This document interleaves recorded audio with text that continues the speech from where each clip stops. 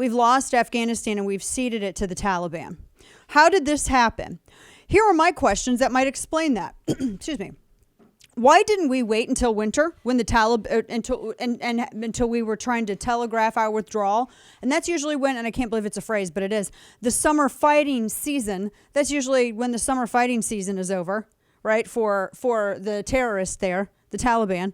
Why didn't we wait until they would have slowed down? Why did we close Bagram Air Force Base before we evacuated all of our personnel and allies? How did that happen? Why did we close Bagram? Because then we just left Kabul. We just left the airport in Kabul, and that was the only way out. And I'm sure you've seen all the videos of actual Afghanis falling off the plane as the plane was ascending into the sky. How did intelligence miss the Taliban getting these numbers and being able to have this capability, especially when we all knew that they were meeting with the Chinese in June? Now, those are some of the questions that I have. Here's the big statement. This is the suits. This is on the suits, not on the boots. The boots did their job. The suits did not. Every single one of these the Pentagon needs to be gutted, and every single one of these people needs to be dragged out and be held accountable to the American people and explain and try to reconcile and explain away to the American people why this was such a cluster. And additionally, Joe Biden needs to explain why he ignored all of the counsel from the brass. Now, there's two things to this. The first thing is that, yes, every single administration has a hand in this. Because we apparently have people who are in our government and who work in the Department of Defense, who work in the Pentagon, who think that people here in the United States who have never lived in the Afghan culture, who couldn't tell the different sects, who couldn't tell Pashtun from anything else, individuals who can't even name 5 cities in Afghanistan without Googling it, think that they're going to create political policy that will ultimately affect culture in Afghanistan. It's about the same thing as, people in Jalalabad deciding that they're going to be able to create policy that's going to affect culture later on for the United States. Do you see how unbelievably myopic this is? So that's first and foremost. But secondly, when you are the president of the United States and you are ignoring every bit of counsel that you receive from the brass, this is reported by, Wall Street Journal, NBC, ABC, CNN, then that's kind of a big question. This will be included in your prep email. How the Taliban overran the Afghan army built by the U.S. for over 20 years. You want to know how? I'll tell you how real quickly. One of the reasons that the American military is so successful, one of the reasons that our army is so successful is because we work in conjunction with the Air Force. Every single branch of the United States military works in coordination with the other. It is a well-oiled machine when the generals aren't busy worrying about white rage and critical race theory. The Afghan military was modeled after this. In fact, it was matched to operate the same. That is how it was constructed, molded to match American operations. But what happened?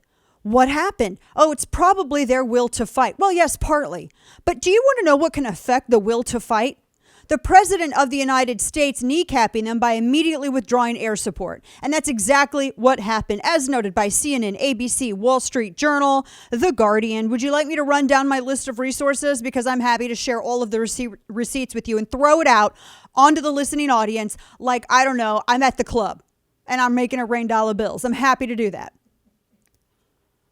So yes, kneecapping, and we had that as a headline. We talked about that with Stephen Yates when it happened. Kneecapping the Afghan army by completely withdrawing any kind of air support. That's one way to do it. One way completely to do it. And that's exactly what happened. Think about how air support, think about how important this is to military operations. When you're talking about ferrying the wounded, bringing supplies to outposts, carrying out targeted strikes. This is all unbelievably important. And yet, for some reason, the Biden administration thought that it would be a good idea maybe to go ahead and just kneecap our air support. And that's what happened. You can't just have a ground force. I mean, hell, now they even have drones and Blackhawks. The Taliban does. By the way, us leaving Bagram the way that we did and leaving all of our drone technology and everything else, because the Taliban's been meeting with China, guess who's more than likely going to sell that stuff to China, and China's going to be able to study it now. They're going to have it to use against us. Yeah. Great job, Biden administration. Great job.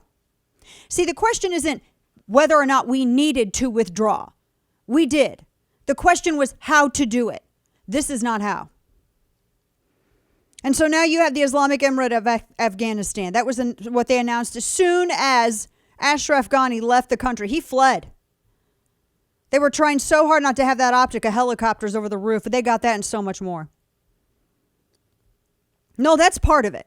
That is absolutely part of why. Now, here's something else. Everyone always says, because in looking at this, you have years and years, you have different sectarian fighting, etc., that's been taking place in Afghanistan. There's a reason why it's called the graveyard of empires. I understand, my friends, and I agree to a certain extent. I understand to an extent those who say, well, this is not, it's not about nation building. I get the argument. It wasn't about nation building. It was trying to prevent the Taliban from rebuilding a nation.